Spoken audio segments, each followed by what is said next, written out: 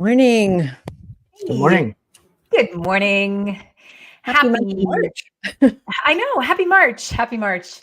For some places, we're based in Canada, across Canada, and for some places in Canada, March is coming in like a lion. So we hope it's going out like a lamb for you, wherever you Mhm. are. Welcome to another day of Teamwork Tuesdays and to Getting to Unstuck. Here at Getting to Unstuck, our conversations are focused on helping you, our listener, and sometimes participants, if you have questions or you're part of our conversations, our live conversations, think and work through areas where we sometimes can get stuck in life and work. So Tuesdays we focus about teamwork, and we are thinking about we're thinking always about how do you lead in these situations. So whether you are the designated leader or you are Mhm. seeking to grow your own leadership, that's what we're focused on today. And before we get started, I want to let you know that last week's our free live workshop about the future is whole human connection was good, and it was a part of it what we're working towards. So we're excited, and now I want to let you also know that on March 29th of this month, right? 28. The 8th, pardon me, 28th, it's a Thursday. On Mhm. March 28th, we're having another free workshop. So you can find out more information over at wholehumancoaching.com. We're going to be talking about it more here on LinkedIn as well. And we invite you, if you are someone who's interested in learning how to connect and communicate and use coaching skills in your leadership in ways that will transform how you show up, you're going to want to join us for that workshop. Mhm. Absolutely. Please keep an eye out for that. Okay, so today, excuse me, we're talking about Gen Z versus the world of work, which is much more hard, provocative than we actually we actually Yeah. want to put it. But we Clickbait. want teams often navigate different generations, right? And they Mhm. navigate different perspectives and expectations, and it can sometimes feel like you're not understanding each other or seeing things with the same lens. Like that Yes. can be actually very often. Mhm. But communication is about more than words or shared physical or virtual space. It is about connection. So that starts with understanding. So let's look at the lens that different generations, how they view work from today, to offer some insights for our listeners about how they can connect with people that are from a different generation than them, and really lean into the shared strengths that they have together. Mhm. Yes. Yeah, and it's interesting as we began conversing about this that our title really is about something that sounds more like a conflict. And I don't know that it always appears that way in the workplace, but there definitely are attributes of each generation that don't match the same way. So while we had the grace, I guess, when we're growing up and in school and in a certain grade of being with our peers, we don't have that same opportunity in the workplace. There are going to be people who are, in my case, much younger than me, and there are many people that I have worked with who who look around and think, I just don't belong here. Mm. And as a leader, that's the key thing that you need to be able to establish in a team is having everybody feel like they belong. So we hit upon some elements in the workplace where each generation is different. Mm-hmm. Right. We've looked at things like communications, how those differ, how people approach things like work-life balance, how people approach feedback. I think we could do a whole episode on feedback and Yeah. performance reviews because that seems to be such a hot topic these days. Anyway, aside from that, and then also how mentorship might be different, and how the use of technology is different. So I hadn't really thought about this before, but if you've got sort of boomers and Gen Z and Gen X and sort of maybe potentially four or five different generations in Mhm. your team, you could quickly descend into something that might feel toxic simply because, that person who might be Gen Z prefers a digital messaging app as opposed to somebody who might be a millennial that might prefer in person, or by a boomer might prefer by email. So Right. it's interesting, and if you think about it, just one message and 3 different communication channels that might not be speaking to each other could create a lot of confusion really quickly. Oh, yeah. Chaos, actually, when you Yes, think if you're about not it. aware of it. Because Yeah, if I'm walking down the hallway and I'm just happen to have a conversation with you, Colin, in person, yeah, and then you go and you send an email to Crystal, and Crystal sends a quick text to person who's the Gen Z, all of a sudden, and I'm using the Canadian Z there, sorry.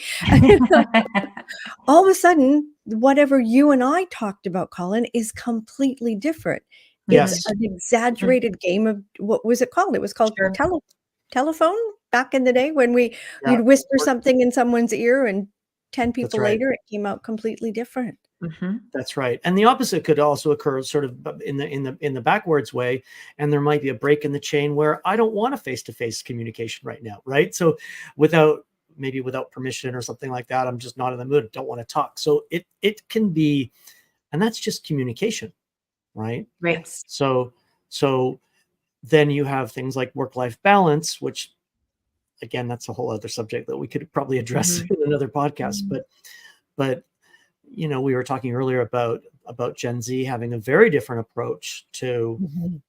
what that means to them today versus somebody like me, who I'm, I guess, ZX. I'm much more probably workaholic, I guess I would call it. But so Yes.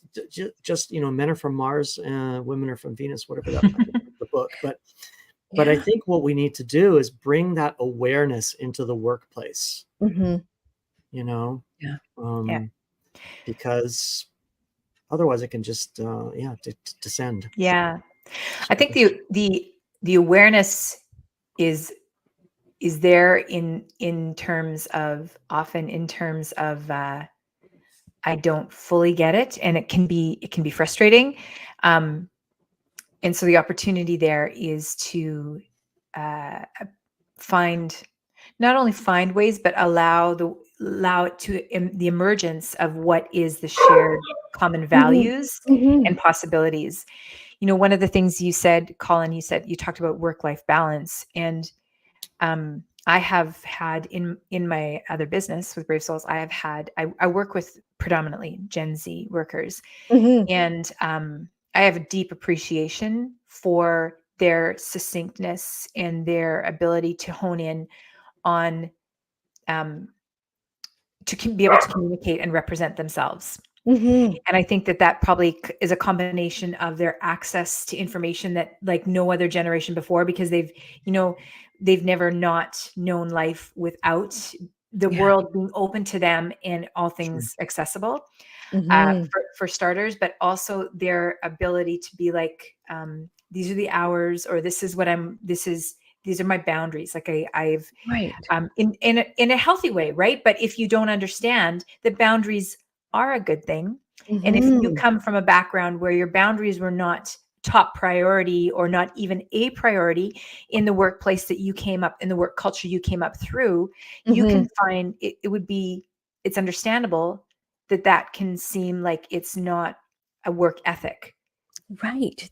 but That's it's the something more term. different. Hmm. Ethics, Oh, because sure. ethics is part of all of this, isn't it? It's like Hmm. me determining, but from my place of judgment, that you're not working hard enough or you're not putting in Hmm. enough hours, because Yeah. look at what this is what we do here.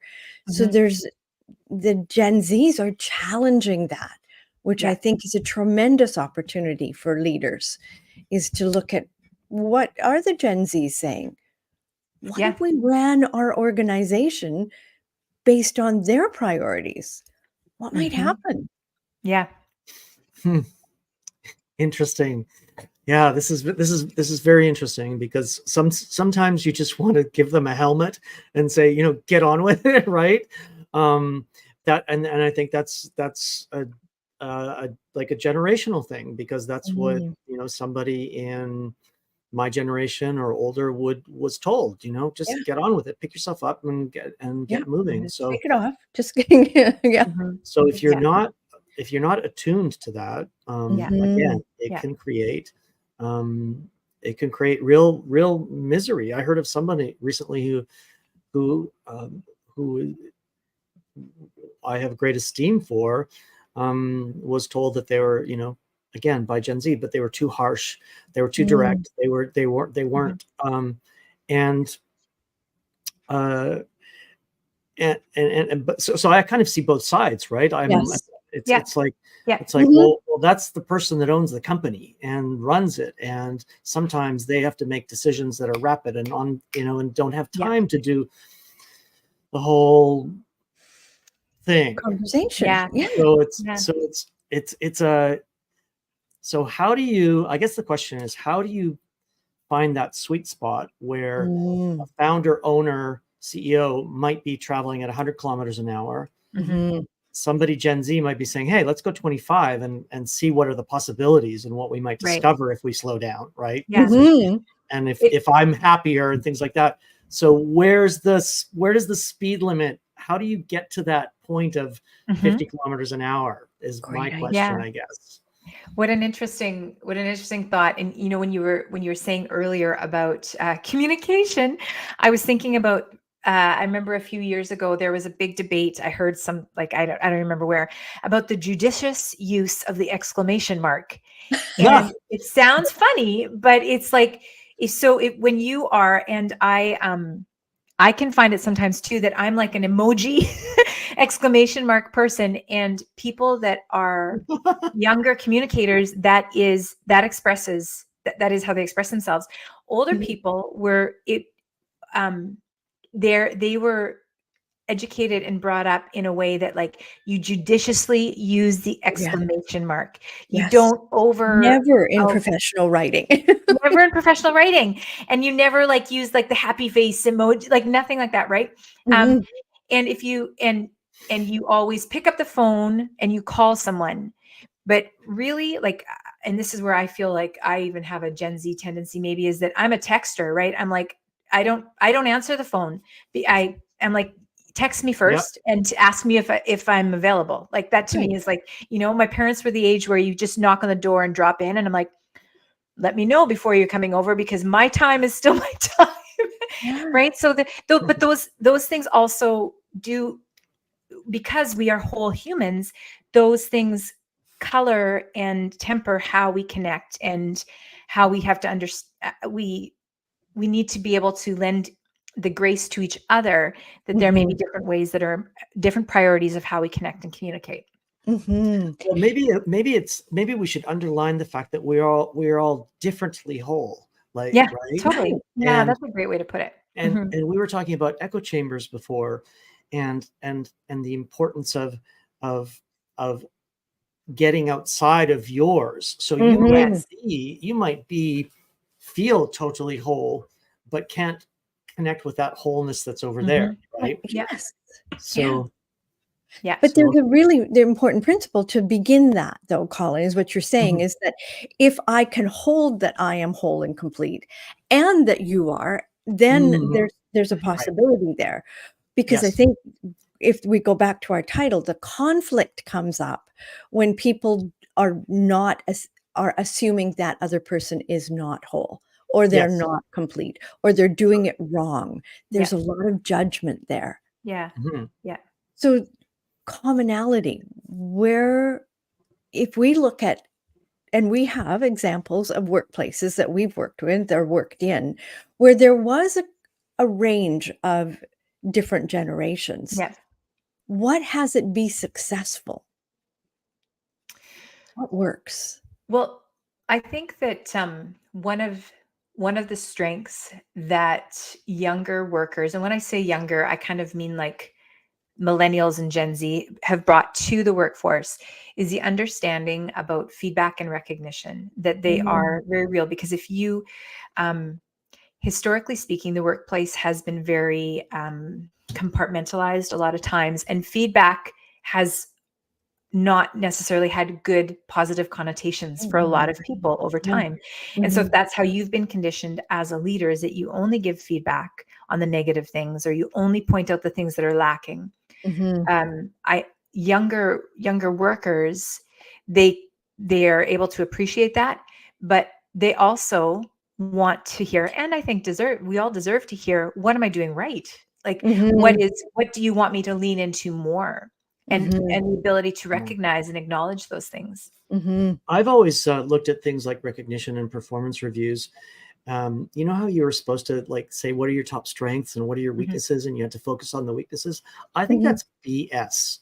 Yeah. You know, every time I've worked with somebody, I'm like, all right, those are your strengths. Let's amplify those. Like, go Yeah. wild, right? And Mhm. forget about your weaknesses. I've never liked Excel, right? I'm never going to be an Excel like that's Yeah. not that's going to be a weakness I will never Yeah. address. Yeah. Because Mhm. I don't care, right? Mhm. And so, what if we lived in a world of work where it was just let's find what's super unique about you, right? And Mhm. what's your joy and your Mhm. specialty and your and let's you know run with it, right? Mhm. And that's I Right. think where you can go from that 25 kilometers an hour to 100, Yeah. and you can then maybe you can connect, right? Right. But you Mhm. have to create, and this is some of the conversations that we have Mm, often, is how to create that environment where initially that is even possible. So it goes yeah. back, I think, we could debate on which one of these is the Mhm. most important, but I think it goes back to communication. Mhm. If you've got a space and you've got a leader or you are a leader who invites difficult conversations sometimes, Yeah. I want to hear both sides of it because sometimes I may have to deliver both sides of it. So, Mhm. I also think before you start communicating, I think you have to have a brand promise that is robust and can connect to your teams and your people. You know, we like and so it's when I say promise, it's like beyond the mission and beyond the vision. Like what are your attributes? What are your values? What's your as an language? What's your individual. well, As no, an as a individual, company, as a Oh, company. right? Okay. So if you can, and because remember, Carol, we've worked in organizations together before where there was mm, something there was some kind of mm, magic that yes. you Like the didn't know. essence. Yeah, Mhm. that Mhm, and I think that gets a lot. I think that gets forgotten in a lot of mhm, places. Hmm. yes. What's the essence? What's the magic? Where's the Sure. play? Where's the joy? And how can we Mhm, articulate that? So Mhm. when it does come to a communication strategy, um, that dialogue is easier because it's it like, oh yeah, I is. get that. I'm here Mhm. because of that, you know, Yeah, yeah. something bigger, One of something the greater. attributes that I recall about that organization was that I came in with a very, I don't know, I'm a boomer. So I came in with the boomer work ethic. When we're at work, we work. Mhm. And I've Mhm. bumped into people who would just have their coffee and wanted to chat. And it's like, oh no, but I've got to get back to, and I All right. realized that there was a whole possibility of work in a different way. And it Yeah. really has honed and clarified for me who I am as a coach is continuing to look at that. That work doesn't have to be nose down to the grindstone, that there is a way that we are creating, as we've been talking about, community relationships within the Mhm. workplace. Because then there's a natural mentorship that's going to occur between Yeah. someone of a younger generation or less experienced. Yes, And there's going to be a willingness to go, how do I do this? I've never worked with this piece of technology before, right? possibility. There's Yeah. possibility that Mhm. that play or that allowing that space allows for possibilities and authentic mentorship as opposed to I'm older and I know better kind of thing. Yeah. Yeah. Um, Yeah. So I think it's actually boomer versus the world at work, not Gen Z. Yeah. It I does. think Well, we we got could have it. done it from any perspective, right? hey, we can do that next week. Next week. Why not? Yeah. And the interesting thing about the idea of generations, the original meaning of the term generations, it I can't remember if it came from an ancient Hebrew or Greek word. It actually means lifetime. So Oh, technically, we are of a generation sharing an epoch of time, Mhm. but we have culturally adapted that to basically put it into segments. So it is a construct of our society to think in terms of generations. And I think that a lot of how we've divided up the generations is almost through how big chunks of how we've made almost technological shifts. That's yes. a lot to do with it. So is it possible that the divide is less about what divides us and Mm, more about what we have in common that we can amplify and turn into a yeah. strength? Because it's a pretty Well, beautiful thing when it's a group of people that are totally diverse in their age and their life experience, and but Mhm. they're connected and on moving something forward. Yeah. That's a powerful You know, force. when you look at any crisis in the world, if there's an earthquake or if there's a car accident, you don't have people going, well, wait a minute, you're not doing it right. Yeah. Everybody, regardless, because we're all sharing this life together, Yeah. wants to do something about it. So I love the shift in perspective there, Crystal. I mean, Yeah. that is so important, I think. For me anyway. I mean, my mission is just my personal one is, can we please reclaim our humanity? Well, it's ours, Yeah. it's all of ours. Mhm. Can we Mhm. please remember who we are? And that love which crosses all destinations, right? And is um is beaten out of us in Mm. our culture Yeah. today, It is. Yeah. right? Yeah. Yeah. It's totally beaten out of us. I'm Yeah. hopeful and not Yeah. optimistic. I think you're Hopeful. optimistic. Yeah, maybe hope. I think hopeful is. Yeah. Mhm. I'm, yeah, hopeful. Yeah. Hopeful because naive. I don't want to be naively optimistic because of Yeah. Right. what Sure. the world is like. Scary, but if what you said, I think is so important, you guys, because that's the missing link. It It's is. we talk about wholeness and humanity and Mhm. becoming whole again, but love for our fellow humans Yeah. is so easy to forget when you turn That's what on the makes a news or difference. Yeah. scroll social media for 10 minutes. And anyway, I'm Mm. babbling on. Yeah. I'll stop. I love that we got here. Yeah. Yeah, good place to stop Yeah. at love. That was Mhm. good. Yeah. Mhm. So wherever you find yourself in life, and if you, and even in any kind of generational designation that you have maybe had as a label on yourself, there is potential and opportunity there, to think and to focus on what's our common good that we share, and what can Mhm. we build together.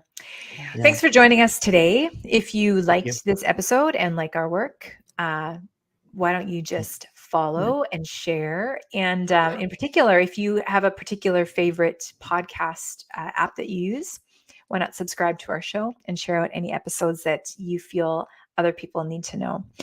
And as well, don't forget that we have that workshop coming up on February 28th. And in the meantime, you can also, and I see March Carol. 28th. March 28th. Oh my goodness. That's right. Yes. February. February Adios, flew by too February. fast. It was just like, Yeah. Yeah, exactly. March 28th. Thank you. And you can find out more at wholehumancoaching.com. Thanks for joining us. See you everybody. soon.